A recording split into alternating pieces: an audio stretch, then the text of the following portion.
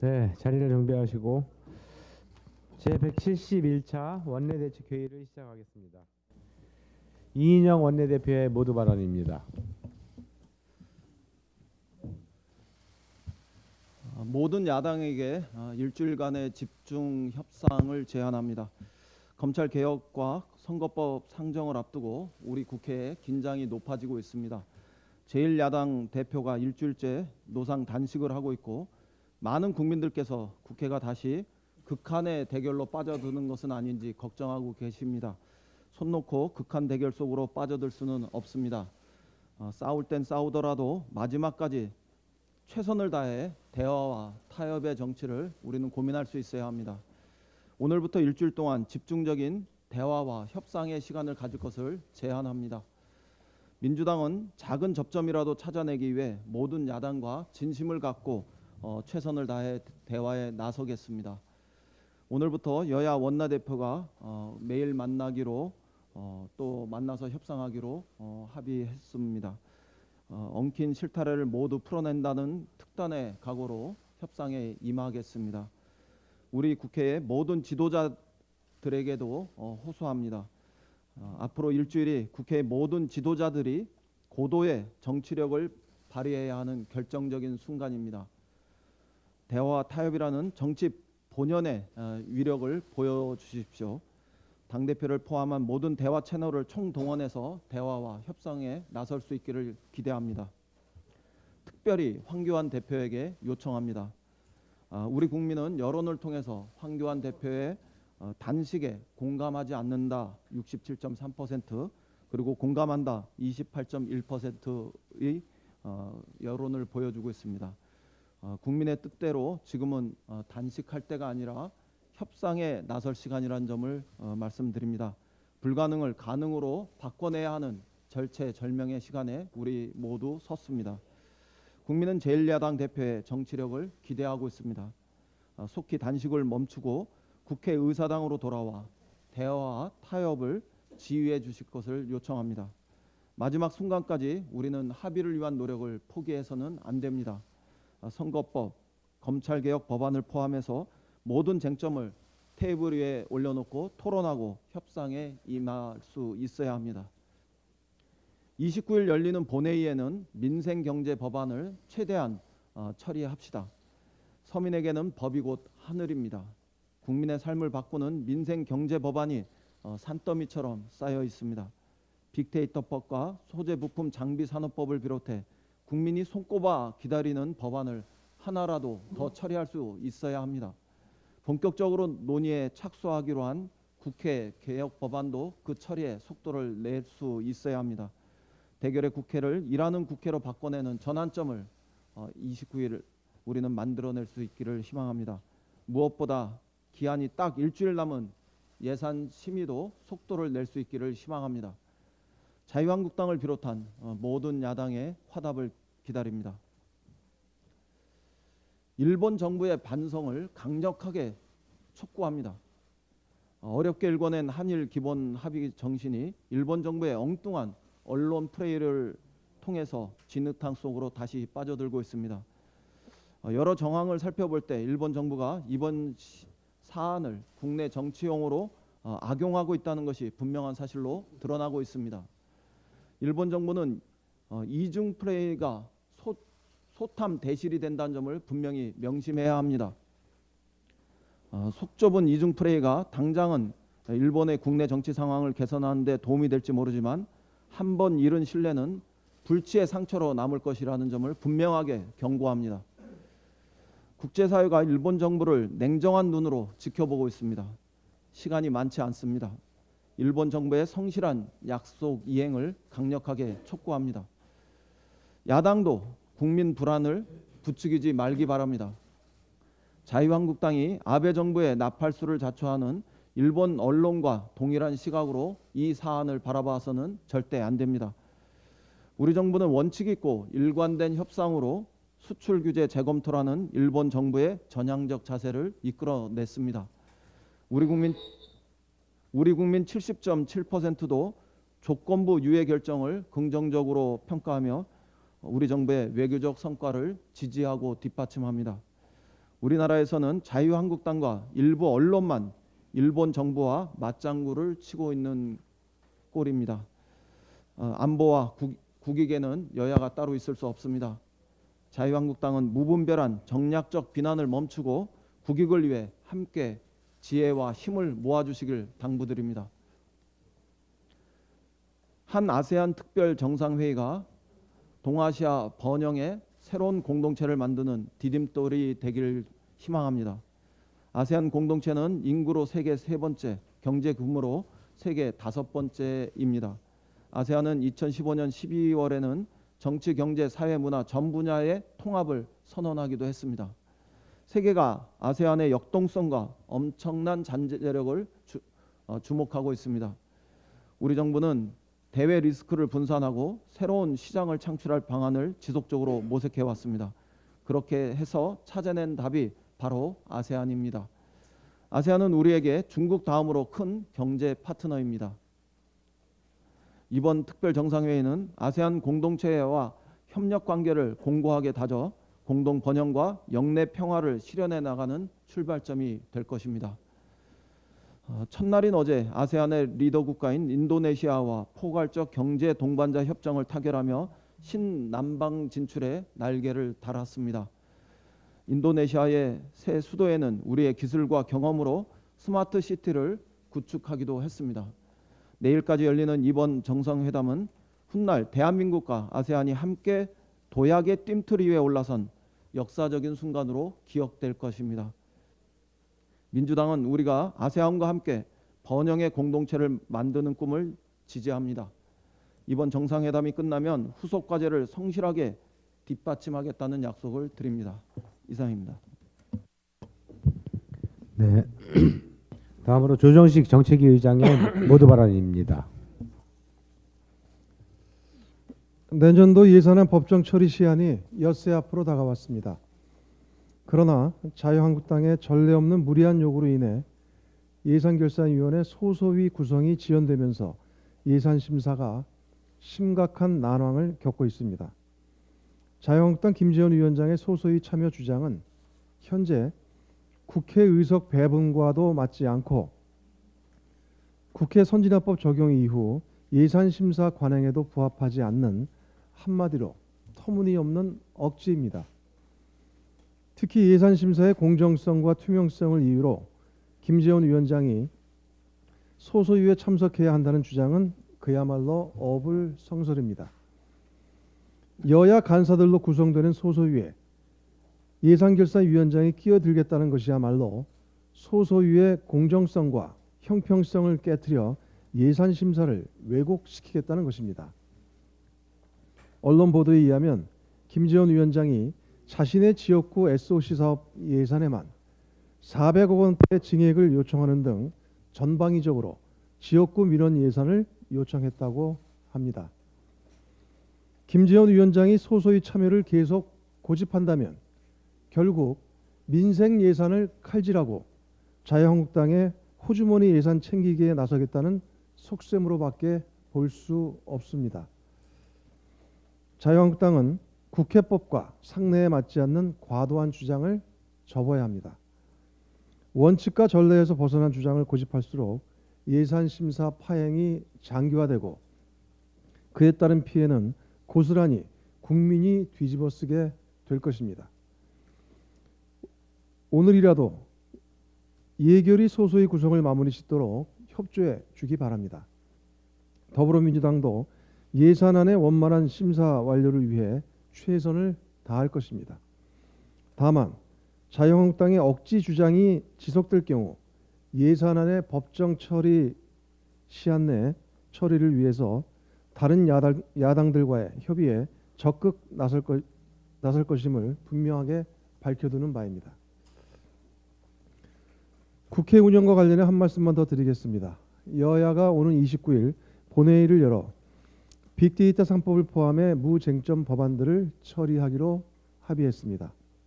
다행스럽게 생각합니다. 그런데 어제 개최된 정무위 법안 소위에서 신용정보법 처리가 또다시 보류되면서 빅데이터 3법 일괄 처리가 난관에 부딪혀 있습니다.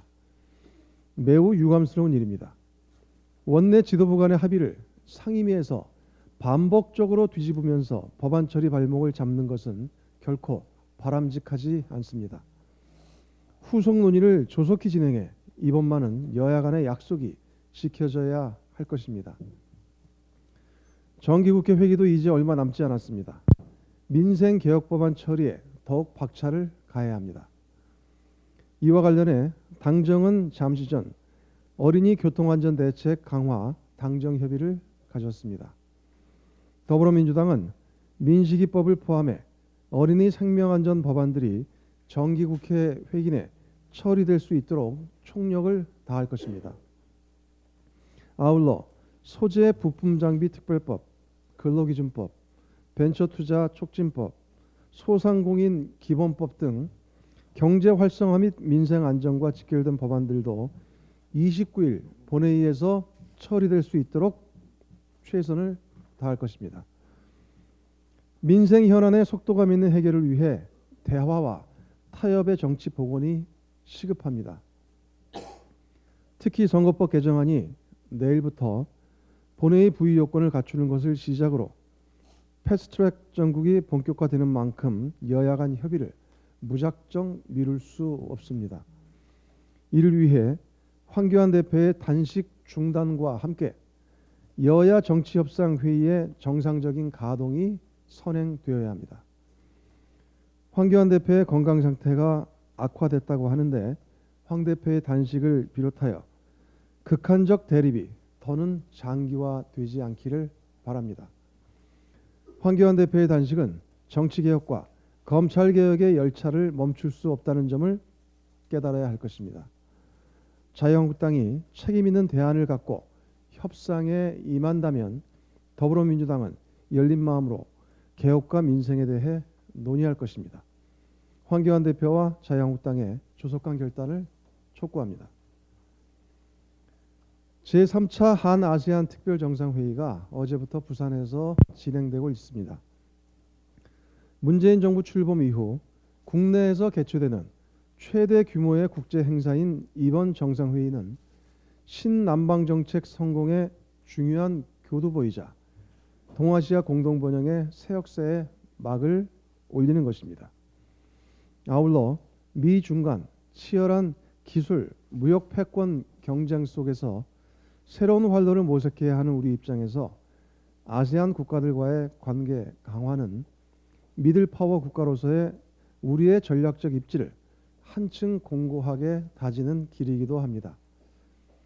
특히 아세안 국가들 간 동남아시아 비핵 무기지대 조약 체결 경험은 한반도의 완전한 비핵화와 항구적 평화 정착 노력에 큰 도움이 될 것입니다. 영내 포괄적 경제 동반자 협정 체결과 함께 이번 한아세안 특별 정상회담으로 전 세계 자유무역의 기치를 지키는 동아시아의 지위 또한 더욱 공고해질 것입니다.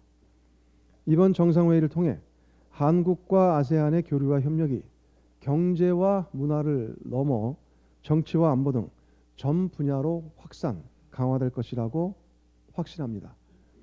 함께 성장하고 함께 도약하는 동아시아 공동체로서 한국과 아세안의 특별한 유대가 보다 깊어질 수 있기를 기대합니다.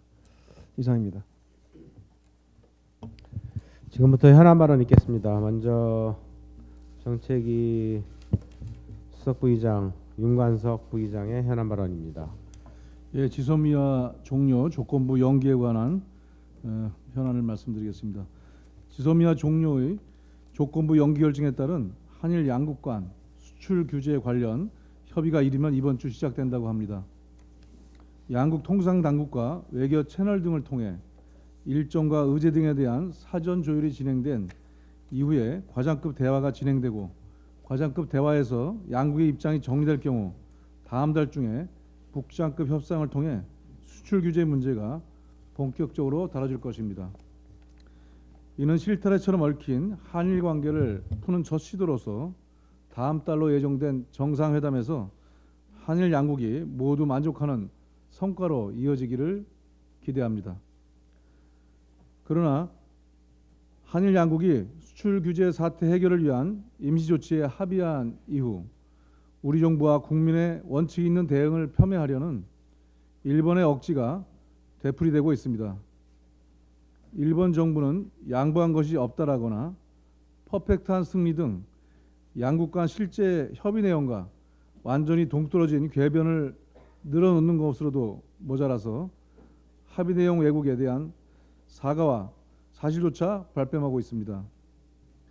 외교적 결례를 넘어 국가 간에 있어야 할 최소한의 실의마저 저버린 대단히 비열하고 저급한 작태가 아닐 수 없습니다. 자신들이 불리하면 억지와 거짓도 서슴지 않는 것이 아베 정부가 말하는 정상국가인지 되묻고 싶습니다. 양국 간 합의를 왜곡하는 거짓과 기만을 즉각 중단할 것을 아베 정권에게 분명하게 경고합니다. 아베 수상을 비롯한 일본의 책임 있는 지도자들은 뒤에 저열한 언론 플레이에 골몰할 것이 아니라 결자 해지의 자세로 사태의 원만한 해결을 위해 적극 나서야 할 것입니다. 일본이 희망하는 지소미아의 안정적 유지의 전제 조건은 수출 규제에 대한 일본의 성의 있는 조치라는 점을 분명히 명심해야 합니다. 이러한 시점에 지금 중요한 것은 국론이 분열하지 않고 국익을 위해 하나로 뭉치는 것입니다. 또한 일본의 수출 규제 조치 이후 보여준 우리의 비상한 대응 능력을 계속 유지해야 할 것입니다. 제가 간사로 참여하고 있는 일본 수출 규제 대응 당정청 상황 점검 및 대책위원회도 금주에 회의를 개최해서 대응책을 논의할 것입니다. 최소한 12월 연말까지 일본 정부의 성의 있는 신뢰 있는 성실한 조치를 다시 한번 촉구합니다. 이상입니다. 네, 박경미 부대표의 현안 발언 있겠습니다. 네, 어제 문희상 국회의장님 주재로 열린 원내대표 정례 회동에서 29일 본회의 일정도 잡았고 패스트트랙 법안을 논의하기 위해 원내대표 회동을 매일 열기로 했습니다. 국회의 시계가 이렇게 움직이고 있음에도 불구하고 지금 야당 대표의 시공의 착오가 우리 정치의 발전을 심대하게 저해하고 있다는 우려가 제기되고 있습니다. 자유한국당에 대한 쇄신 요구에 마땅히 대응하기 어려워 찾은 돌파구이자 원외대표로서 존재감을 보이려는 고육지책에서 시작된 단식이겠지만 지금은 협상의 시간이지 투쟁의 시간이 아닙니다. 황 대표가 그동안 요구해왔던 지소미아 유지의 일부가 받아들여졌다는 전형적인 뜬금포성 정신승리 발언을 논외로 하더라도 공수처법과 선거법의 두 가지 사안은 입법기관인 국회가 해야 할 일입니다. 어떤 일이든 타임, 오케이전, 플레이스, TOP가 중요한데 이 시기에 이런 정치적 지형 속에서 청와대 앞에서 단식하는 것은 누가 봐도 번지수를 잘못 찾은 시간, 상황, 장소의 오류입니다. 요즘 핫한 팽수는 직통령이라고까지 불리는데요. 특히 2030 세대의 인기가 많은 이유 중에 하나는 바로 꼰대 문화에 대한 사이다 발언 때문입니다. 이런 시대의 흐름을 읽지 못한 채 공관병 갑질 사건과 동일 의무로 기억되는 박찬주 전 육군대장을 인재 영입 1호로 내세운 것이나 총리 시절 역 플랫폼까지 차를 들이미는 등 지금도 회자되는 황제 의전의 DNA를 의전 단식으로 이어가는 것은 갑질 문화에 대한 감수성 부족을 보여줍니다. 명분도 실리도 찾을 수 없는 단식, 당직자와 보좌진에게 민폐를 끼치는 단식, 국민들에게 피로감을 가중시키는 단식, 원내의 협상폭을 제한하는 단식을 중단하고 당대표 본연의 일에나 집중하기를 촉구합니다. SNS에 수없이 남겨진 단식인가 노숙인가라는 질문, 그리고 청와대가 아니라 일본 대사관 앞에서 수출 규제 해제하라고 단식하라는 조언, 이런 목소리가 황 대표를 바라보는 국민들의 시선을 대변합니다. 이상입니다. 네, 임종성 부대표의 현안 발언 있겠습니다. 예산결산 특별위원회, 예산안 등 조정소위원회가 벌써 4일 10일째 파행 중입니다. 예산은 국민의 삶입니다. 국민이 낸 세금으로 구성되고 국민의 삶에 기여하는 역할을 하는 것이 바로 국가 예산입니다. 그리고 이를 심사하는 것은 국회의 주요 업무이자 사명입니다. 그런데 단 한 사람의 생때에 예산 심사 기능이 4일째 마비 중입니다. 바로 김재원 위원장이 자기도 여야 간사 간 협의체에 끼어달라며 생떼를 부리는 것 때문입니다. 덕분에 여야 간사 간 협의체가 심사해야 할 482건의 보류안건에 손도 못 대고 있으면 물론 예결위 전체 일정이 모두 중단됐습니다. 이에 대해 김재원 위원장은 24일 입장문을 발송해 소소인은 국회법상 근거가 없는 뿌리 뽑아야 할 악습이라며 날선 비판을 했다고 합니다. 아니, 본인이 끼면 정상이 되고 본인이 없으면 악습이라는 주장은 무슨 근거로 하는 것입니까? 김재원이라는 한 사람이 무슨 만병통치제라도 된다는 말입니까? 게다가 김재원 위원장이 끼어들면 여야 간사 간 협의체가 여당 1인, 야당 3인의 기형적인 구성으로 바뀝니다. 20대 총선의 유권자 투표를 기반으로 구성돼야 할 국회가 한 사람의 생떼로 망가지는 꼴이 되는 것입니다. 이게 무슨 가욕이고 무책임입니까? 김재원 위원장은 자신의 역할에 대해서 먼저 숙지하시기 바랍니다. 대한민국 국회를 자기 역할도 제대로 모르는, 민주주의 개념조차 제대로 모르는 예산결산특위위원장이 멋대로 운영하는 국회로 만들지 마십시오. 자유한국당의 책임에 대해서도 한 말씀 드리겠습니다. 이번 김재원 위원장의 생떼 사건의 원초적 책임은 자유한국당에 있습니다. 애초에 자신들이 미리 정해놓고 절차와 인사도 완전히 무시하고 예결특위위원장으로 임명한 사람이 바로 김재원 위원장입니다. 그렇다면 응당 자신들이 무리하게 임명한 위원장의 무책임한 행태에 사과 아니면 적어도 변명이라도 해야 하는 것 아닙니까? 어떻게 된 건지 한마디 말이 없습니다. 자유한국당 양심이 있다면 김재원 위원장에게 경고를 하든지 임명을 철회하십시오. 위원장의 생떼로 예결위 심사기한이 줄어들면 줄어들수록 자유한국당의 야당으로서의 역할도 줄어든다는 사실을 바로 인지하시기 바랍니다. 국민이 무섭지도 않습니까? 국민이 지켜보고 있습니다. 오늘 기재위 간사를 맡고 있는 김정우 의원께서 특별히 참석했습니다.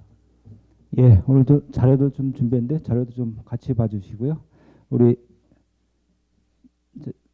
아까 정책위 수석의장님께서도 그 지소미아 관련돼서 말씀 주셨는데 일본의 경제 침략이 지난 7월에 시작됐습니다. 그 이후에 경제 효과를 좀 분석해 보면서 일본이 왜 지소미아 종료위를 하는데 합의할 수밖에 없었는지 그것을 지금 보여드리겠습니다.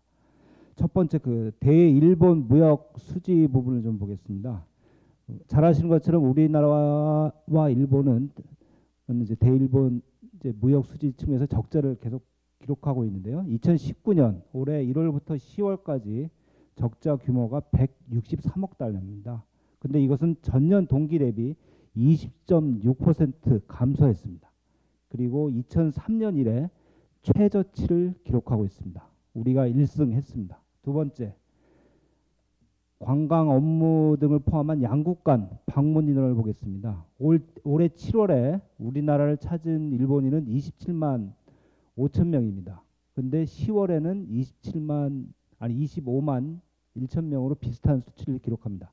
반면에 일본을 찾은 우리나라 국민은 7월에 56만 명에서 매월 급감해서 10월 기준으로 19만 명으로 줄어들었습니다. 이는 전년 동기 대비 무려 65.5% 감소했습니다. 세 번째, 일본의 주요 소비재를 우리 한국에 수입하는 현황을 말씀드리겠습니다. 맥주 등 주류는 전년 동기 대비 90.7% 감소했습니다. 담배는 81.4%, 가전제품은 41.7%나 감소했습니다. 승용차 수익 규모는 전년 동기 대비해서 점차 줄고 있는데요. 그것은 그 7월, 8월에는 약간 증가했다가 9월, 10월에는 235%, 59% 이렇게 감소했습니다. 이렇게 감소세가 좀 늦은 것은 승용차 구입의 이제 특수성에 기입합니다. 구입 계약과 인도 시기가 차이가 나기 때문이지 승용차도 역시 계속 감소하고 있다는 것을 보여주고 있습니다. 이렇게 세 가지 측면에서 우리가 이기고 있다. 우리 대한민국이 이기고 있습니다. 현재 지소미아 종료 유예 결정과 관련해서 일본이 언론에 촉발한 사과 여부 논란으로 진실 게임화되고 있지만 핵심은 일본이 스스로 경제적 피해를 유발했고 결국 양국의 협상 테이블로 복귀하여 출구를 모색하려는 의도를 나타낸 것입니다. 우리 국민의 대다수인 70%가 지소미아 종료 유예를 잘한 결정이라고 평가하고 있습니다. 일본의 수출 규제 철회가 없을 시 단호하게 불매 운동을 지속할 의지를 77.6%가 갖고 있습니다. 일본은 한일 양국의 통상 협의를 통해 수출 규제 철회를 비롯하여 한일 관계 정상화에 적극 나서야 할 것입니다. 자유한국당은 국익 앞에 국민의 의견을 받들어 한 목소리를 내야 할 것입니다. 고맙습니다. 네, 이상으로 공개회의를 마치고 비공개로 전환하도록 하겠습니다. 언론인 여러분들께서는 협조해 주시면 고맙겠습니다.